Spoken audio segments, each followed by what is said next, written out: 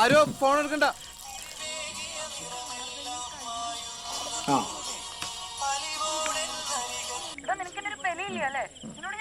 Hello വിളിച്ചേട്ടാ എടുക്കണ്ടെന്നല്ല പറഞ്ഞു.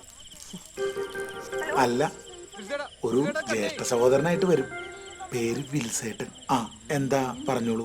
ജ്യേഷ്ഠ സഹോദരൻ കേൾക്കാൻ വേണ്ടി പറയാ. അവൻ എന്റെ ഒരു മാല പണയം വെച്ചിട്ട് മാസം 3 ഇതുവരെ തിരിച്ചെന്നില്ല. ഈ വരുന്ന ഞായറാഴ്ച എന്റെ അച്ഛൻ വരിക. അതിനു മുമ്പ് എനിക്ക് ആ മാല തന്നില്ലെങ്കിൽ എന്റെ ശവം കാട്ടി വരുന്ന അവനോട് പറഞ്ഞോളൂ. ജ്യേഷ്ഠ സഹോദരൻ. ശവോ? അതുപോലെ തന്നെ എല്ലാ കാര്യങ്ങളും മനസ്സിലായ. ഞാൻ പറഞ്ഞല്ലേ ഫോൺ എടുക്കണ്ടാന്ന്. എനിക്ക് പേഴ്സണലായിട്ട് വരുന്ന ഫോൺ തന്നെ വിളിച്ചിട്ട് എടുക്കണത്.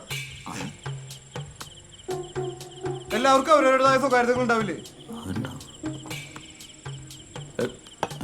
നീ എന്നോട് ചൂടാൻ വന്ന് കണ്ടേ ആ പെങ്കൊച്ചിന് പണം വെച്ച മാല എടുത്തു നോക്കടാ. ഇല്ല ആ പെണ്ണ് നിന്റെ കുടുംബത്തിന് മുന്നിൽ തൂങ്ങിച്ചാവുന്നു.